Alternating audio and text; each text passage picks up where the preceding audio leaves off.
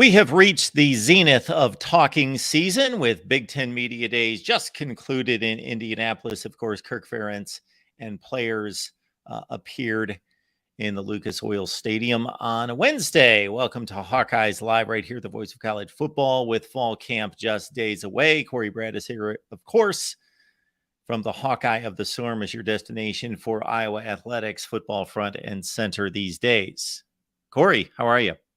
Doing good, Mark. You said Kirk Ferentz and the players arrived at the Big Ten Media Days, at Lucas Oil Stadium. You know what else appeared at Lucas Oil Stadium? The Mark Rogers, the voice of college football. Yes, we made it. You made it, and I enjoyed it. Yeah, it sounds like you had a good experience. It's good to see you there and get some extra coverage. And if anybody missed some cut up version of Luke Lachey, and I know you posted Jay Higgins. You had posted, I saw today, you posted some footage of Brett Bielema and Matt Rule talking about Kirk. So that was good to see. A lot of respect toward Kirk Ferentz from a couple of the, I shouldn't say younger coaches in the Big Ten, but newest members of the Big Ten West, if that makes sense. I know Brett was at Wisconsin previously, but anyways, yeah, I mean, I did a live show last night. And I had people ask, I had two people ask me two different questions. I thought it was interesting. One person asked me, what do you feel good about? What do you feel bad about based on media days? And I think the other person said, what was your favorite thing about the depth chart and your least favorite thing? I'm like, I don't even know how to answer that question because it's a preseason depth chart. Not that I don't like talking about it, but even Kirk, he downplays it every single time. The only thing I would say is, as far as a reaction to the depth chart that we've gotten, Mark, is that it is interesting that Caleb Brown and Seth Anderson are not listed. Is it odd? No, I don't think it's odd. I think it's interesting. I think they'll be listed by the end of fall camp, assuming things go, as we expect them to go. We've got to remember there were walk-ons at wide receiver who played last year. Alec Wick being one, Reese Osgood. Kirk is not going to anoint Caleb Brown, who's never seen the field, and put him ahead of a guy like Alec Wick, who's probably been working his tail off for the last 2 years. He's not going to do that. So pull the brakes on panicking over Caleb Brown not being on the depth chart and Seth Anderson. Seth Anderson missed all of spring with an injury. So, I know there were some newcomers listed at linebacker and offensive line. A little bit different, though. Those positions were not as deep last year. You didn't have walk-ons, these young kids getting experience. So hopefully that's good. I mean, hopefully guys like Alec Wick, if necessary, can come in this fall and provide something at receiver, right? I mean, we were talking about this last year heading into the South Dakota State game. Oh my goodness, 2 of our top 4 receivers are walk-ons. That's not good, right? That's never going to be a good thing. Not in my book. It's not going to be a good thing. But you hope that arguably a cruel experience, hopefully that pays dividends down the road with depth and leadership and everything. And hopefully those guys have earned the respect of the scholarship guys, and it just creates a better room. So I didn't really have a lot of surprises, at least come off the depth chart for me. And as far as Big Ten Media Days, Kirk seemed relaxed, seemed happy. As I said on my show last night, though, maybe that means he feels better about the team, or maybe he got a double shot of espresso that morning from Quick Start, Mark. I don't know. I mean, we just don't know. So read into a person's demeanor all we want. It's one day and a short little segment of a person's day. So that's what this time of year is all about, though, Mark, as we're about to hit August. And to add to Corey's listings of where you can find us recently, of course, again, Corey last night with the live stream, check it out. And we've got a number of coverage offerings here at the Voice of College Football. Corey and I got together on Bleacher Report. Now, it's a mystery as to where people can find this, though. Bleacher Report asked Corey and myself to do a live stream from Big Ten Media Days, which we did on Thursday. So if we are able to track that down, folks, we will do so. It is posted on the Iowa channel right here. That's right. See, I'm already forgetting that we made those accommodations thanks to Corey. So we do have the listing here. It live streamed on the Bleacher Report app on Friday, on Thursday, and it's now ready to be watched on demand via this channel. If you're watching the show right now, it's on this channel.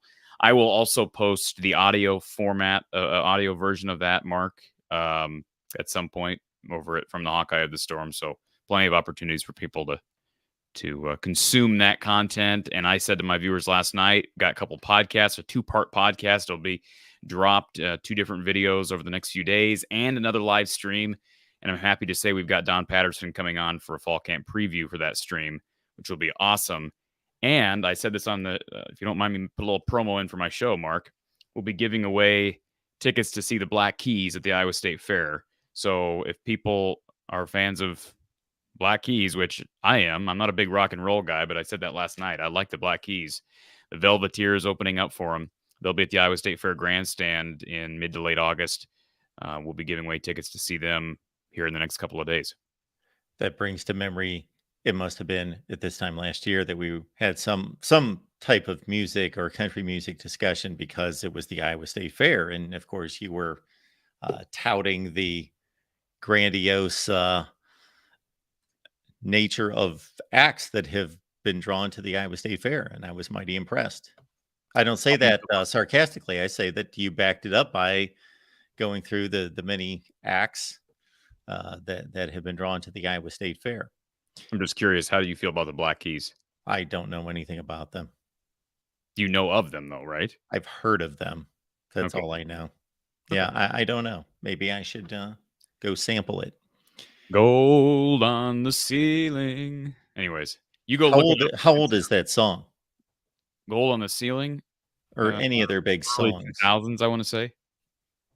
It was good stuff for the 2000s. I thought rock and roll died in the 90s. Yeah. But let's see. I can find it here. No, you know what? Let's say Gold. I'm seeing 2011 for that one. Their biggest hit, I think, was Lonely Boy. Let me find when that was published. That was also 2011. Yeah, that was their El Camino album.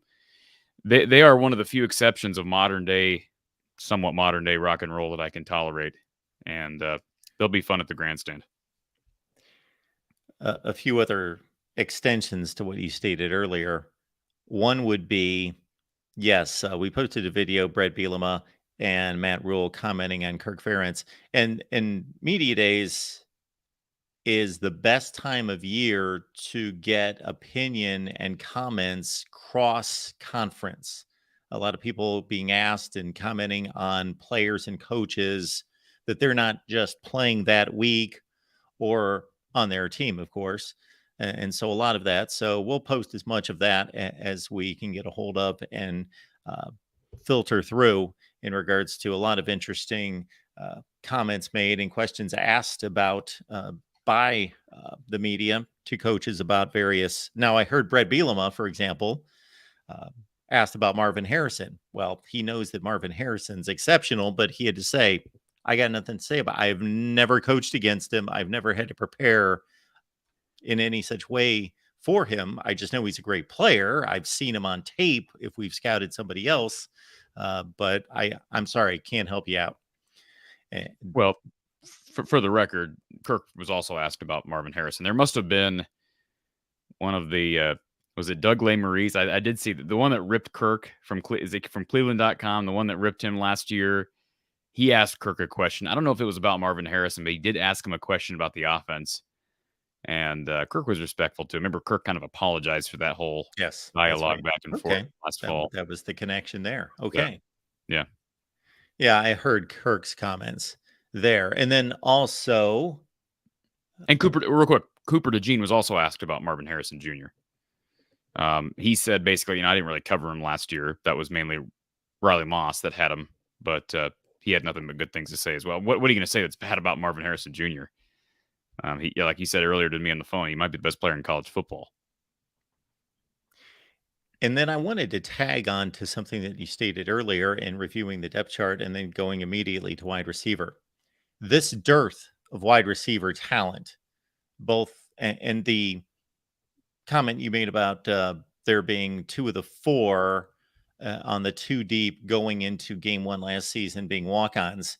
What has produced this? Because if you look at any college football roster, if you go through the recruiting, the formula for how many players you recruit and sign at each position has to be almost formulaic from team to team. Now, if you're a passing team, you may want another wide receiver or two than another team, but they're extremely close. There's a formula. You need X number of offensive linemen, X number of scholarship quarterbacks, on down the line, every position. So them having this limited number of wide receivers has to come from the transfer portal, losing more than they've gained, and some other level of attrition for No, them that's not it. to have maybe players who have just not met expectations that were decently recruited players that just haven't worked out. Before we get to that, hey Google, define dearth. I don't know what that means. Here's the definition of dearth: a scarcity or lack of something. Okay. Dearth. Only on the Mark Rogers show, folks. So in answer to your question, yeah, I think you can attribute most of it to the transfer portal. They've struggled to get quality prospects in general. And when guys don't play, they leave, right? So now, I mean, you could say that about any program, but I think Iowa, first of all, does a poor job of involving receivers, and that could create issues with players wanting to leave, even if they're playing. Keegan Johnson's a perfect example of that. Had he stuck around, he's a starter this year. I have no doubt about that. I don't care what people say. I know there are people ripping him for not playing last year. I didn't want to be there. You don't know what you're talking about. Okay? That's the bottom line. You don't know what you're talking about. He wanted to play. We've talked about that over and over again. He didn't want to play for this offense. That's the fact of the matter. He didn't want to be in this system anymore and play for this offense. So he went to Kansas State. He went to a team that went to a Big 12 championship game last year and plays in the best offensive conference maybe in the country. So, it is what it is. Arlen Bruce did the same thing. I know he wasn't involved a whole lot last year, even though he's the only healthy guy almost all year. And yet he moved on to Oklahoma State. We'll see what those guys do. But those are perfect examples. Charlie Jones, another perfect example. He comes here as a walk-on. Purdue ends up taking him, and he, shows out. Now he's in the league. Desmond Hudson was a flop. He grew up in Kansas City, comes to Iowa, doesn't do anything. Now he's at UNI barely playing. And when I say UNI, I'm talking about Northern Iowa, the Panthers. Okay. Go down the list. Quavon Matthews is another one that just never worked out. Derek Willies. We want to go back 10 years ago. How about Derek Willies? If I'm not mistaken, Derek Willies ended up having a really nice career down at Texas Tech. And last I knew, played a little bit for the Browns. Really athletic, big receiver at Iowa. Had a couple of moments that shined at Kinnick. There was all kinds of hype. Never did anything. Adrian Falconer, another example of a receiver that you expected to do something, never did anything. Jay Shield was almost treated as the second coming by some in the media. Never did anything. Ended up walking away. We can keep going if we need to. Devontae Young switched from receiver to safety. We don't see many DBs switching to receiver. We see a lot of receivers switching to DB. So that might be the most thorough answer I've ever given you, Mark. But I think there's a lot that goes into their issues. And until this year, they haven't really done much of anything in the portal successful, besides Matt Quarles in 2017, the New Mexico receiver who never ended up playing at Iowa. So he comes to Iowa and never sees the field. They just have not had success with that position in quite some time.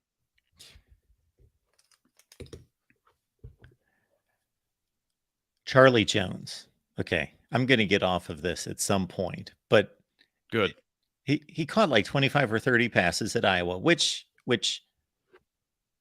just because he caught more passes and for more yardage at Purdue doesn't mean that, you can have a run-oriented offense. If he was at Michigan, he would not produce the numbers that he produced at Purdue. That doesn't mean right.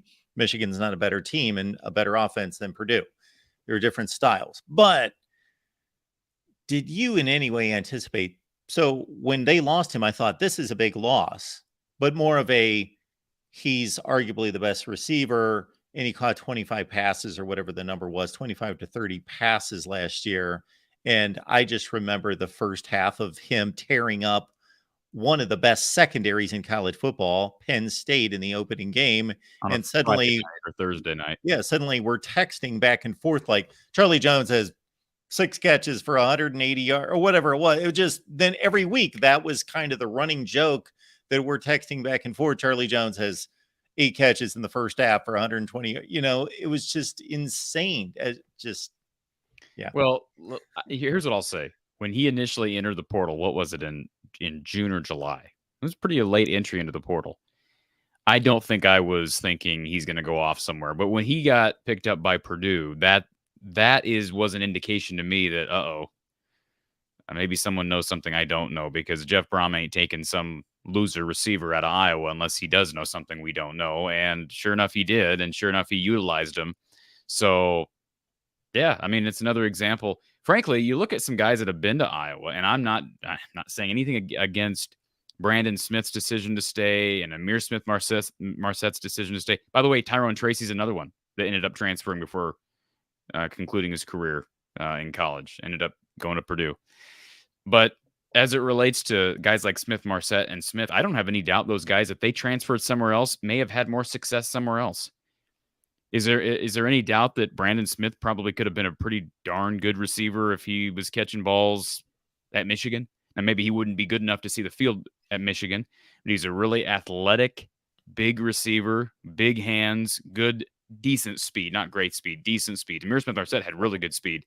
And those guys were just average at Iowa, and they're both fighting to stay above water and retain roster spots in the league. So it makes sense why guys leave, and that's why I've said to you before, Mark, if, and I'm not trying to play Debbie Downer here, but if Caleb Brown, that experiment doesn't work this year, or if somehow he doesn't end up being a starter, which, holy Moses, if that doesn't happen.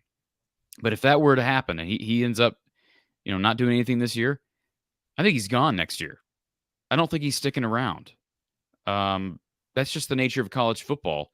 It's been so easy for receivers to leave already. Now transferring is as easy as ever. And here's a guy who just came from Ohio State. And I can tell you, NIL was a factor with him coming to Iowa. Unless there was some deal that he's got a multi-year deal with the NIL incentive involved here, why wouldn't he consider leaving if it doesn't work out? I hope it doesn't happen, because they're going to be losing Ragaini next year. They're going to be with a really young crop of receivers. Maybe Seth Anderson will work out, but he's an FCS guy that we still haven't seen yet. So that's probably my biggest question. And this is consistent with our talk last night, Mark, because somebody asked me, what's the biggest storyline you'll be following in fall camp? They said, well, you think it's offensive line? No, not for me. And I think last year it probably was, maybe. But honestly, I don't know how you can go anywhere else but receiver right now. I just don't.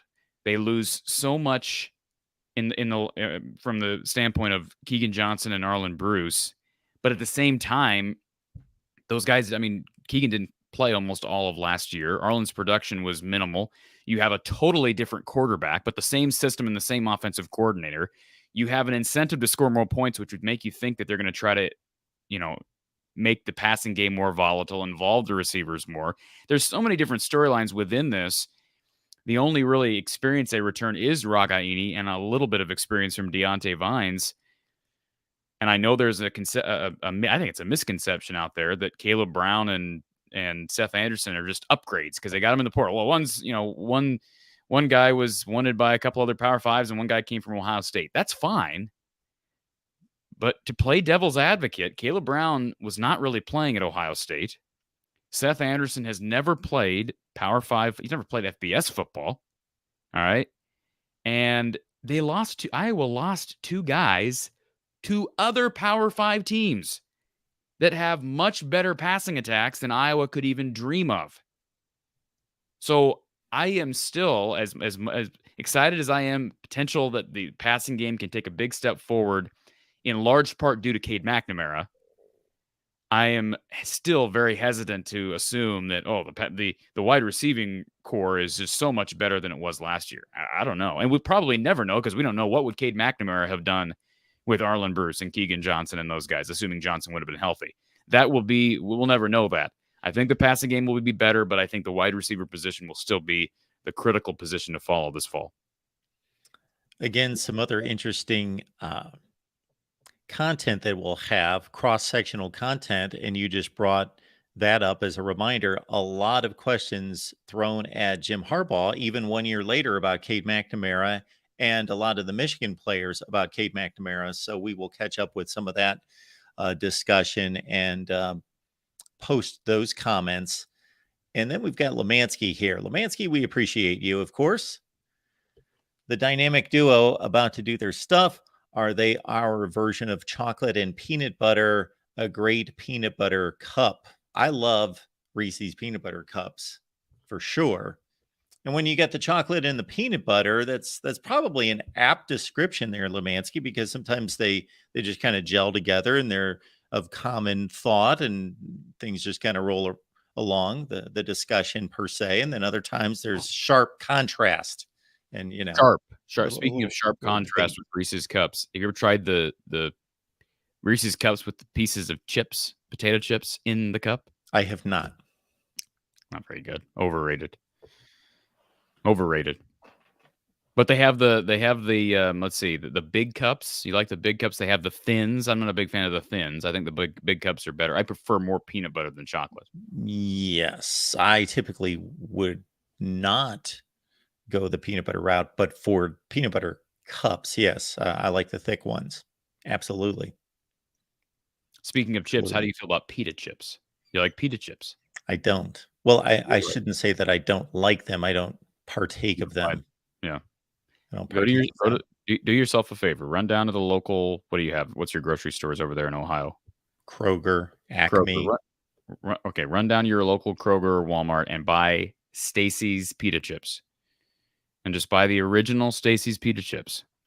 And you can certainly dip them in hummus or whatever you like. Dip whatever you tickles your backbone, but you'll like it. I mean, it's to me. I was surprised at how much I liked pita chips. Stacy's pita chips, black pita bag. Chips. Okay. Stacy's original pita chips. I had a dessert in downtown Indianapolis that was a large chocolate chip cookie that was almost like a muffin. And then it was covered with ice cream and like chocolate fudge syrup. I would probably consume of that if it was in front of me. It was good. It was good. You can't really mess that up, though. And also Lemansky coming back with at the state fair, saw Journey, and at the encore, the wives all rushed the stage, and the question first said, well, how long were you married? Wait a minute. What's happening here? I think, Journey's at the Iowa State Fair. Women rush the stage, and basically guys are, quote unquote, losing their wives, is what I'm gathering from this comment.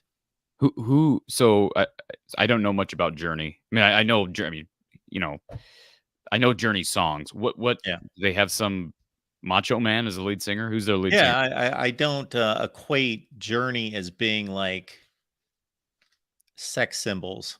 But I guess, if you play for a rock and roll band, then you're automatically in that category to a certain extent, I guess. Yeah, they're not Maroon 5. Right? Yeah. Is that fair? Well, I know Maroon 5's music, but I wouldn't even know of them being sex symbols. Well, I guess it's the sex symbols. I'm just saying, like, Adam Levine is Yeah. I think he's kind of perceived to be kind of a ladies' man. I don't know. Why are we talking about this? I really, because we're responding to the super chat is why. Okay. So Lemansky, thank you for that. But Lemansky's first super chat actually reminds me that if for whatever reason on a particular week, it makes more sense for you to listen to the audio of this Iowa Hawkeyes Live, Corey presents that each and every week as well. So the audio version is available and does quite well. And is a good listen. So where's the best place to find that? Spotify, Apple, Google, Amazon. I think those are the main ones. I did get a notification the other day. This is not just our podcast. I got a notification that, let me find it here. From Stitcher. I don't know if anybody listens to their podcast via Stitcher. You're a big fan of Stitcher, aren't you, Mark? I'm on Stitcher, or at least I was at one point. Where did that email go? I had no longer on Stitcher. Why aren't you on there anymore? What? Just because I've stopped uploading audio podcasts a long time ago. I should get back into the business of doing that. Well, Stitcher is discontinuing its services effective August 29th. So if you're listening to our podcast on Stitcher, go sign up for Spotify or Apple or Amazon. Amazon's free. I mean, they're almost all free if you want to listen to podcasts. And yeah, just go away from Stitcher. You got a month. In listening to some of Kirk's side sessions, of which I didn't get my fill of Kirk and the players while at media days, I did sit on Luke Lachey and Jay Higgins. I missed Cooper DeJean, missed Kirk's side sessions, but he raises some good points in the midst of this gambling investigation about how, for the fans' entertainment, for the fans' pleasure, for the money-making aspect of it, all of this is shoved down everyone's throats, meaning the gambling lines, the point spreads, the over-unders, the talk about all of it. And then you've got the players who are the product, but they're not allowed to partake. Now, of course, they shouldn't be allowed to partake, but it's still kind of a contradiction of sorts in terms of. Well, can NFL players bet on NFL games? No, of course not. Okay, so what's the difference? Well, that's not what I'm. Well, for one thing, maturity should be a difference. The level of maturity that's expected should be a large difference. I'm not saying that they should be allowed to bet on games. I'm just saying I'm not either. I'm not saying that either. It's like when I was at ESPN, and I always refused to do this, and upper management hated me. Well, they didn't hate me. They hated that I took this stand. People were not supposed to be on the internet. And I never disciplined anyone for being on the internet, unless it was some kind of appropriate, unless it was tied to them being on their, not performing their job function. But we set people up with computers and give them the internet, and then they're not supposed to use it. I'm simply saying, okay, so the maturity issue is fine. I'm simply saying, why should it be that hard for a college athlete to resist betting if NFL players have to do the same thing? You're missing my point. It's difficult. It's okay. Where they're being placed in a difficult position. Well, but you know what? Let me play the other side of this, Mark. If they want to get paid and basically have a free open market to be able to make money, then there are standards and rules with employment, and even though they're not technically employees, I don't. Well, yes, it would compromise the integrity of the game if they bet on the games. I'm not supporting that. I'm saying, with everything that's generated from an entertainment standpoint to perpetuate gambling that's thrown in their faces, but they're the ones that aren't able to and it would be one thing if they could not gamble on college football, but they could gamble on everything else. That would actually make sense. Well, that would actually make sense. There's the difference. Right? NFL players can bet on NBA games, can't they? I don't know. I would think so. I don't know. Okay. I don't know. I don't know. We've talked about. Well, of course, there's an age situation. There's an age restriction that's by law that has nothing to do with college athletics, or so that's a factor as well. But if they're of age, if they want to bet on Major League Baseball or the NBA, they should be allowed to. I guess what I'm saying is, I don't think we need to coddle these players and treat them like little kids. And well, we're putting all these betting opportunities in front of you, and we, I know it's hard. I mean, don't bet. If don't bet on college football, that's where we're being hypocritical. I understand telling them not to bet on anything, but you can't turn on any social media device or anything during the season that relates to college football and not see betting lines everywhere. I've never placed a bet in my life, Mark. Okay, that's not of interest to you. Okay, but if it was, I still wouldn't. I just wouldn't. That's me, but I'm just saying, let's say you enjoy a good beer we're going to have you work at a brewery, but we're going to tell you not to drink a drop of it. That's what we're going to do. Totally let's not totally eviscerate the college system and what being a college athlete is like. Okay, these players aren't walking into Kinnick and you see a huge gambling casino billboard up on the television. That everybody's got smartphones. Everybody has access to the same thing everybody else has access to. That's all I'm saying. You and I are seeing. We turn on game day or we turn on the television. We're seeing lines everywhere, and you turn on your phone, you see social media stuff, and you see advertisements for whatever these dumb betting sites are, or Bet365 or what. I mean, how many emails have you gotten from gambling companies about wanting to sponsor your channel? I mean, you and I both have gotten plenty of those. I think probably all sports YouTubers get those.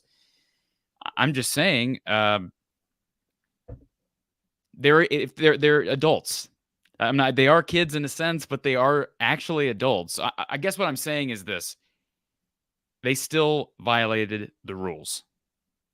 So I have no issues with punishments. That doesn't mean they're good rules. There can be bad rules.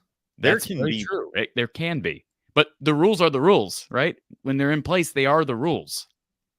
So let me ask you this: if you're going down the road and you're in a 25 and you think it should be a 45, you're just going to go 45 and then tell the cop, "Well, I don't agree with the speed limit."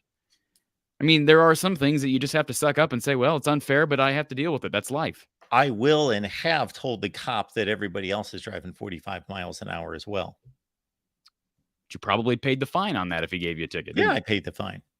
Yeah. Aside from 2 tickets in my life, I've paid every one. I want to make clear. There are 2 I didn't pay. I understand what you're saying. I shouldn't go back to those states. Go ahead.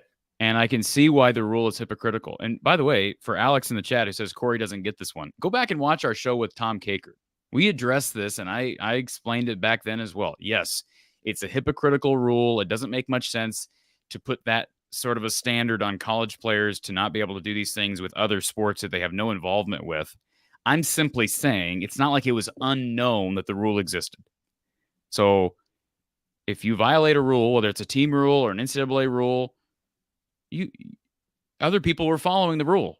So you deserve consequences. That's just how I look at it. But you've missed my point. Okay. All right. Okay. My point is, number one, of course, athletes should not be betting on their sport. So I completely agree with that rule.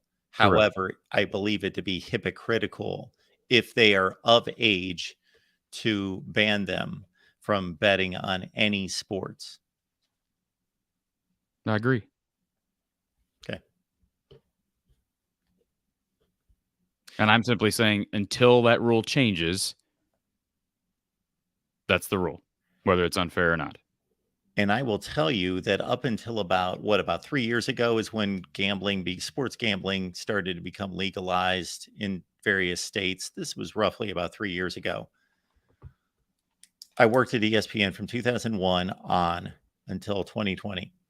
And for most of that time that I worked at ESPN, talent was not allowed to mention point spreads. It was against every company. There were no point spreads on the bottom lines. There were no graphics with point spreads.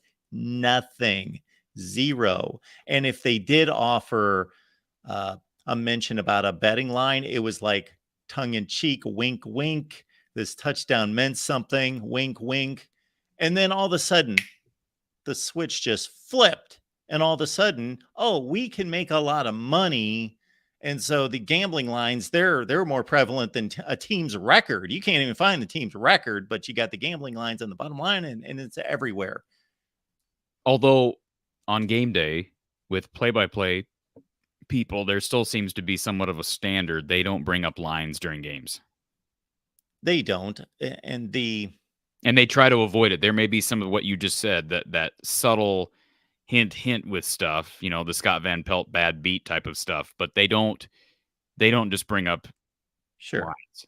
If, for example, Kirk Herbstreit's doing a game that day, he's not allowed to pick the game. Well, no, I'm just, I on know, air. but what Yeah. I'm saying is you're also not going to hear Sean McDonough say, "Well, if he makes this field goal, that's going to be, you know, big for Vegas." I don't know about that. I I don't know hear that that I've all ever the heard that. time. Okay, you've heard that. I don't know that I've ever heard that. Oh, yes. Really? Again, I hear it now. Yeah, I know. 15 years ago, I didn't hear it. And when I did, it was Brent Musburger saying, this may mean something to someone, even though it's 42-10. Where is Brent Musburger now? Is he gone? Is he retired? I think he's doing the Las Vegas Raiders radio play-by-play, Okay. or at least he was as of a year or two So ago. what happened with him? Tell me the real story of what happened with him, because he used to be kind of the guy on Yeah. ESPN, ABC. Did he Yeah. just slowly get demoted? Was it just a result of getting older? What was he? What was it? I mean, you were with ESPN when that all happened. Yeah. Well, that doesn't mean I'm in the boardroom. So, but that reminds me of some other things. But he had the infamous, what's her name? Kathy something, AJ McCarron's girlfriend at the BCS championship game in 2012. And he caught a lot of flack for this, and it was a bit creepy. He pointed out AJ McCarron's, so the game's getting out of hand, the game's boring, and they zeroed in on AJ McCarron's current wife, girlfriend at the time. She's rather attractive. And then Brent Musburger started to make some comments, and if he wanted to make a comment that she's attractive, okay, whatever. But then it just kind of continued on from there and on and on. But the director did continue to show her, so it wasn't all just Brent Musburger. And this like Twitter blew up that night. She became a national celebrity like that. Does What were the anybody comments? remember her name? What could he have said on live television? What could he have He said that said was that? stuff like, all right, because she's the quarterback's girlfriend. Okay, 16-year-olds out there, you know what you need to be doing? You need to be working on that throwing game so you can make out like that in 5 Okay. years. He's making all sorts of comments like that. I don't Again, remember that. the director's taking the shot over and over during a national championship game. So Yeah. Why is that's there always, wasn't there something, what was the controversy this last year? Was it JJ McCarthy's girlfriend and something? I can't, there was something that happened during the last playoff. That was obviously a national championship game. There was something, it seems like there's stuff that happens with either weird interactions between play-by-play people or producers, cameramen, whatever. And it seems to always be happening in big games. I don't know if anybody else remembers what I'm talking about, but anyways, I didn't know about that. I forgot all. If I did know about that, I forgot all about it. Yeah. Sounds like the interactions I used to have with a certain cameraman of mine at our Mississippi station, because I'd come back with the video of the Arkansas Mississippi State game, and there'd be 40 minutes wasted of things that I needed to bypass in the editing process. And I'd say, okay, you're making this difficult for me, number one. Number two, if you get caught, you're representing our company, so enough of that. A lot of creepy people out there, Mark. Yeah. Say that. We do appreciate everybody being here at Hawkeyes Live each and every Tuesday. That's why you subscribe and turn on the notifications bell to know when we go live for the adjusted schedule from time to time. So we're here on a Friday. Appreciate everybody being here. And Phil Steele is high on Iowa. We had a live conversation with Phil Steele at 1:00 on the main channel, and he made some comments about Iowa. Go watch the full conversation, or if I get a chance, I will select those and we'll post those here on the Iowa channel. So can you kind of give us a brief summation of that? I mean, I'm going to go back and watch that because I didn't get to watch it live, but I'm curious as to what he said. So we had our full discussion, like 35 minutes. And then right at the end, I said, let me hit you up on one more theme. I said, this, again, the great aberration of college football that we all know. And then he actually defended Iowa's offense No, crap. He defended their performance over the last 5 years or so, and I was like, How? well, he jumped quickly to 2020 because I said this has been a bottom 5 offense in the country in the past few years. Was That's not true. Last couple of years. What was it in? Okay, well, we'll skip 2020 short season. What were they in 2019? They were not bottom 5. 95th. Yeah. Whatever. So I just made the comment, as I've made to you many times, couldn't one of us be the offensive coordinator and just randomly, hit plays on the sideline and produce more yardage than they do? And he likes their offensive line. He, of course, likes the Eric All edition. And, of course, Cade McNamara. So nothing earth-shattering there, but he believes that they're going to be significantly improved. And he thinks it's a neck-and-neck race between Iowa and Wisconsin in the West. I've never done this before, Mark, but I got somebody at my door. Sure. Hold on, absolutely. We will take it on from here. Let's see what we've got, folks. In the chat.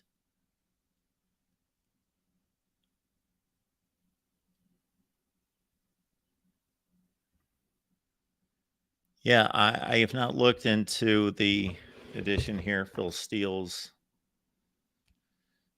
23 preview. I don't know if there's a place in here where he actually predicts records, but yeah, let's see where Iowa shows up on in terms of unit rankings.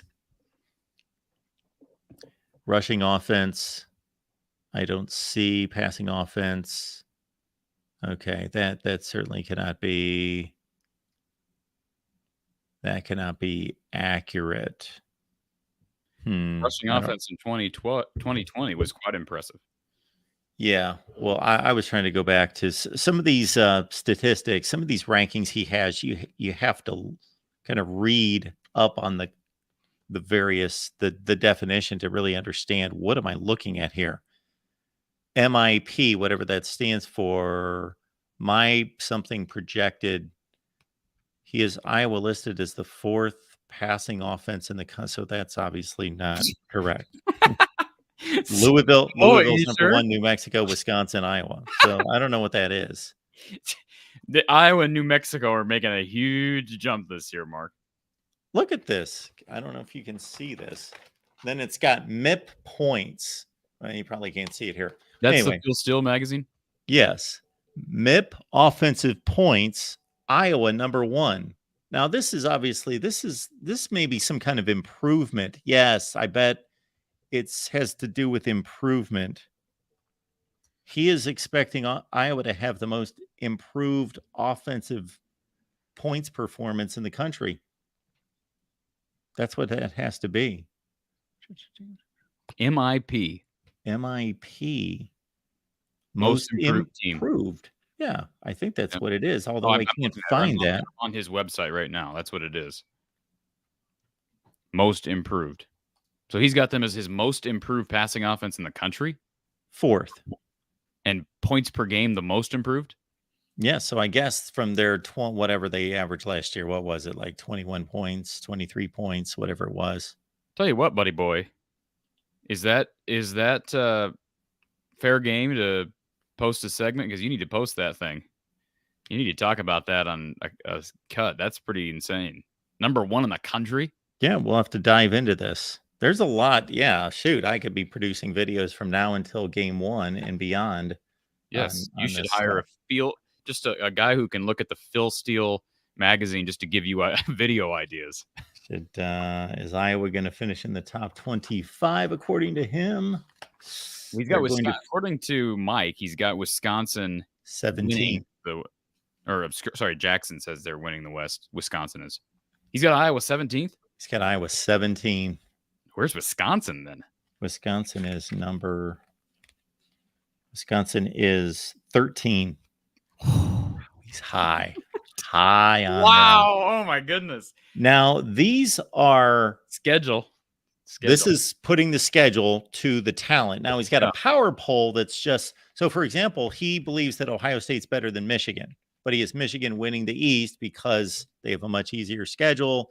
They play the game at home. So this is taking, those light Wisconsin-Iowa schedules into account. Very much into account. That's the highest prediction I've seen for Wisconsin. Is Wisconsin even in the preseason polls? I guess we really have official preseason polls. It has yet to come out. I would be surprised if they are. To me, they're fringe top 25. They're certainly not. Again, I know you're projecting forward, and if they end up, let's be honest, if Wisconsin ends up 9-3, they're probably a top 20 team at the end of the year. From as far as ranking, not say I think a 20th best team, but he's not ranking the teams, right? He's projecting what their ranking will be based on what he thinks will happen in the season. Is that fair?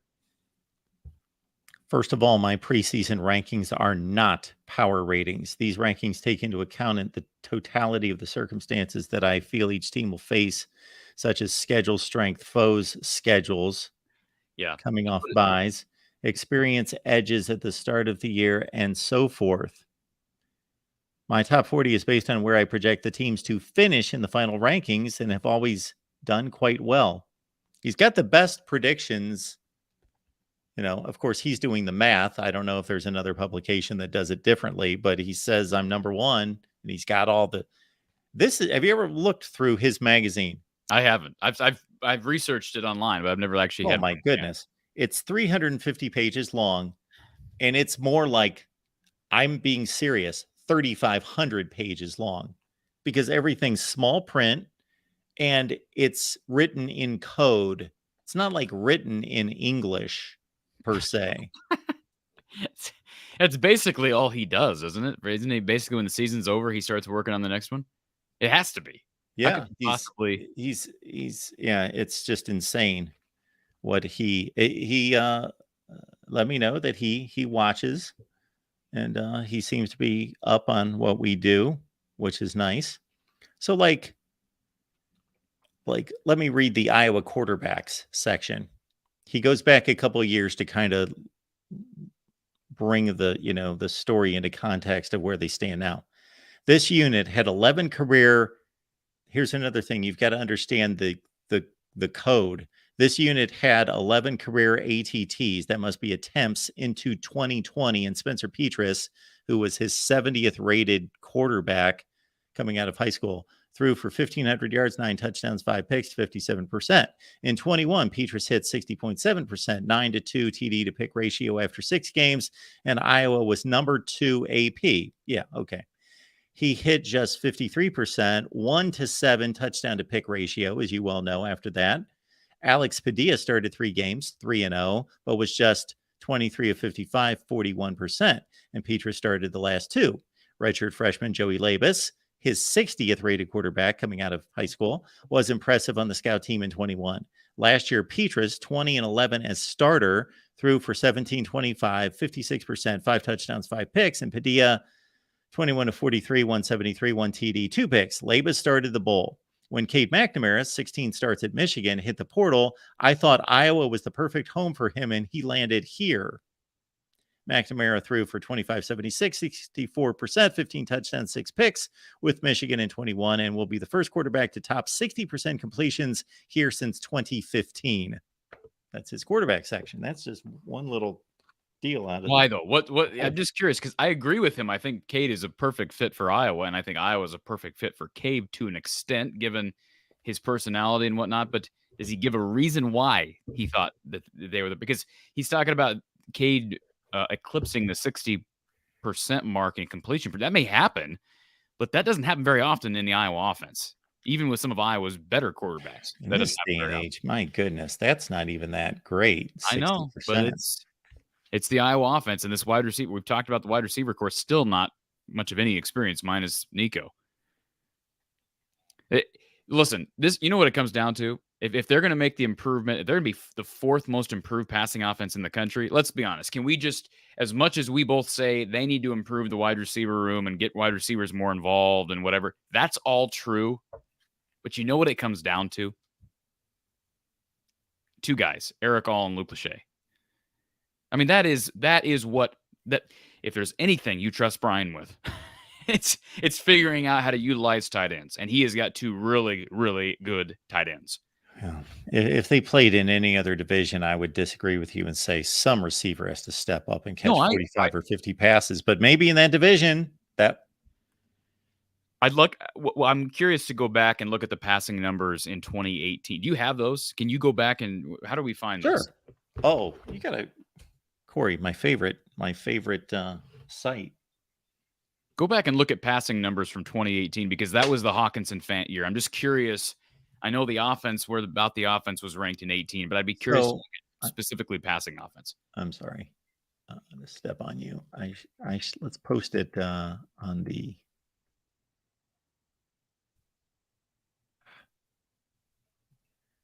Introduce you to my favorite site.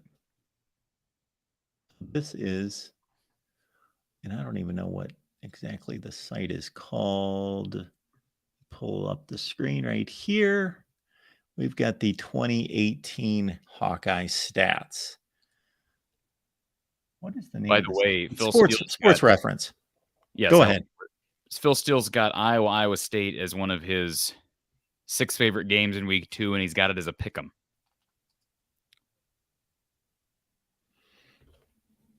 Yeah. Oh. Well, I think Iowa's considerably better, but you know the history of that game, and because of the offenses and where the game's being played, and I don't know if these look are at what happened last year. Okay, we can see the stats there, right? There we go. Yeah, look at that. Nate Stanley, 59%. And he had 2 of the best tight ends to ever play at Iowa and a pretty darn experienced group of receivers. Well, he was kind of that guy, though. He was hit or miss. Yeah, and he really loved to throw it downfield, too. Well, he didn't throw it downfield well. Well, your percentage is going to go down the more you throw it downfield. So here are the receivers. You got Smith Marset with 23 catches, 3 touchdowns. There you got Nick Easley. Okay, this is 28, 29. So you got to go to the second set of numbers here. That's the receiving numbers. Nick Easley, 52. 519 yards for Fant, 760 for Hawkinson. Smith with 361. But I'm just curious, where does that passing offense rank nationally? That's what I wanted to know. Oh, okay. We can look that up too. The reason I say that is because I cannot imagine a scenario where I agree with you. They have to have some level of receiver involvement that they did not have. I mean, last year there was almost nothing as far as receiver involvement. I thought Nico Reganey played really well. Ragaini, when he came back. But even Arlen Bruce hardly was involved as the season went on. Did you say 18 or 19? 2018. Sorry. Okay, 2018. Here you go. Well, Washington State, Mike Leach, Ohio State. So this is in terms of yards per game, and we can go to any metric and size it up. Yards per game. Okay. Yes, passing yards per game. No, I'm fine with that metric for this. Iowa, 72. Yeah, that's not bad, right? Well, it's a relative little less to than Iowa. average. Yeah. Oh, it's really good. Yeah, if they finish 72 this year. But I guess the reason I bring 18 up, they had 2 exceptional tight ends and more experience at receiver. If they can get that level of receiver production this year, and I don't know that they can, but if they can, I think that's probably the ceiling. I mean, could you argue McNamara is maybe a better option than Nate Stanley was in 18? Sure. But I mean, Hawkinson and Fant tore it up that year through the year, and they still finished outside the top 70. I thought this stat was going to give more positive spin on the previous stat, 72nd in the country in passing yardage. But they threw the 65th most amount, so they actually got a little bit less from those attempts. Isn't that interesting? They threw more than they threw more than yeah, they were about average. They were about middle 65. Yeah. Let's see what the passer rating was. Look at Alabama 1, Oklahoma 2, Ohio State 3. Iowa. Passer rating couldn't have been very good if Nate was 59. How about that? You missed it. I missed it. There it is. Okay. Oh, well, that's actually higher than I would have expected. Well, again, I think he got a lot of yardage out of those completions. I think. So I think that's the marker, Mark. No pun intended. That is the marker, because I just don't know, with the receiving core the way it is, I don't know how you are better at tight end than you were in 18. If anything, you can aspire to be as good or as close to as good. So if they can end up being top 80 in passing offense, that's probably a good thing. Now, if we're looking at just yards per game, I mean, I'm talking collectively. Those metrics that all three of those metrics that you just showed on the screen are all good indicators. And obviously, you got to be able to run the football, because that's going to open up the passing game. But I just think, I still struggle to imagine that the wide receiving core can be better than 17, 18, 19, those years with Smith, Marset, and Smith, based on inexperience. I don't think Seth Anderson and Caleb Brown just immediately come in here and become all Big Ten guys. I just don't see that happening. So last year they were 123 in yardage. In passing yardage? Passing yardage, Ooh. 123. Completion percentage. That's bad. Well, we've said this how many times, but passing yard or completion percentage. Where are they? 112. And then this touchdown to interception ratio is just 7-7 last year. So they were, when you look at the number one team in the country in passing touchdowns with 43, and then we go down to Iowa with 7, there were only 3 teams in the country that threw less touchdown passes. Army, which runs the ball every play, that threw 104 passes to Iowa's 349. UMass and New Mexico. 2 horrendous teams. Yeah. Yeah. No, that's fascinating. And I am curious. I think you ought to publish some content on that Phil Steele stuff. That's fascinating. I hadn't heard any prediction. And he's not just some random dude, right? He knows what he's talking about. That's an interesting, eye-opening projection. We'll see. Okay. 11-1. You were thinking 11-1. No, you were thinking. I didn't say that. No, you said you were considering it, or it was your ceiling, correct? Absolutely. Well, no, the ceiling's 12. Ceiling's 12-0. Yeah. Okay. The ceiling's 12-0, Mark. Let's be honest here. No, I'll be making my predictions once we hit probably mid-August. If they're coming down the street, I'm sorry to interrupt. I was going to say, based on previous conversations, if they come down the stretch undefeated, you may become an ardent viewer of Colin Cowherd. Start to pick up on his.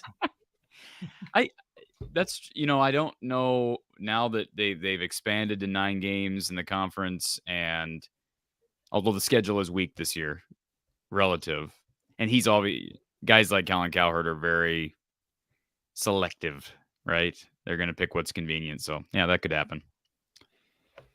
The good news is Wisconsin and Iowa. Good news for the conference and for perception is Wisconsin and Iowa, I think, have an equally easy schedule, relatively speaking. If they get past Penn State. Yeah, and Wisconsin, I know it has nothing to do with the Big Ten, but Wisconsin goes on the road to Washington State. Iowa goes on the road to Iowa State. Those are comparable games. Yeah. Yes. Go to Penn Although State. I'd rather travel 2 hours west than 20 hours. I know they're flying, but I mean, a little bit of a difference playing in, is it Pullman? Yes. A little bit of a difference playing in Ames and Pullman. If there's a team that has swayed my thinking more than any other team in the Big Ten over the last, not just based on media days, but just based on things I'm hearing and looking into, and I really need to do a deep dive, it's, who would you think? Illinois. Bam. Yes. Yeah. I said that to you yesterday too. Illinois and Purdue. Those are the 2 teams that I walked, at least from what I gathered, surmised from what I heard at media days and just talking with you and different people. Purdue might be a little bit better than I gave them credit for. We'll see. It's going to be, honestly, it's going to be just like every other year has been in this division, Mark. People are going to say it's the weaker of the divisions, but I think it's going to be a really entertaining division. I love the division. I'm sorry to see it go. I love that. Of Over. course, it's the weaker of the divisions. Of course it is, but that's fine. There has to be a weaker of the divisions. But you know what? If we used Levi Stevenson, his method at evaluating a division or conference, we could just take out Ohio State and Michigan Yes, and weigh everything else evenly. that's right. So Illinois, they play Penn State at home.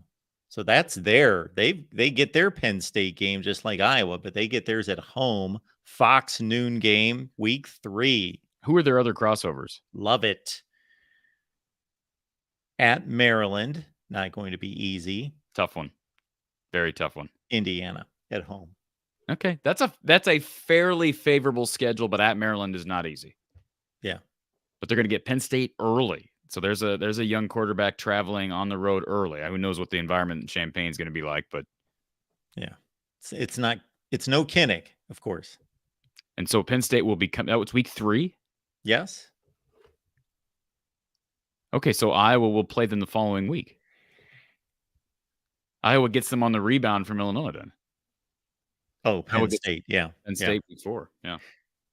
Illinois, this is not easy. They play Toledo, which might be the best team in the MAC in week 1. Then they go to Kansas, and then they play Penn State. It's interesting. Kansas is going to be a test. Is that fair? Sure they will. That's a they're no longer an FCS caliber Power 5 team. Not at all. I was surprised at how low in the real quick, Mark. I was just surprised at some of the projections. The preseason Big 12 projections had Kansas basically as bottom feeders. I was surprised by that, given some of the other preseason expectations for personnel, like their quarterback and some other skill position players. Like they've got some preseason all Big 10 guys, and they're not getting much love. You said Kansas. I'm talking about Kansas. Yeah. Where were they projected to finish? By the media? Yes, by the media. Well, I think it was by the media. I think let's see. Maybe 9th or 10th. Phil Steele has them. Okay, I got it right here. 41st. That's not bad. Okay, you're right. 9th. But the only teams below them are Iowa State, BYU, Houston, Cincinnati, and West Virginia. Yeah. They've got Central Florida ahead of Kansas. You've got Oklahoma State ahead of Kansas. Man, one person voted Oklahoma State as winning the conference. That's interesting.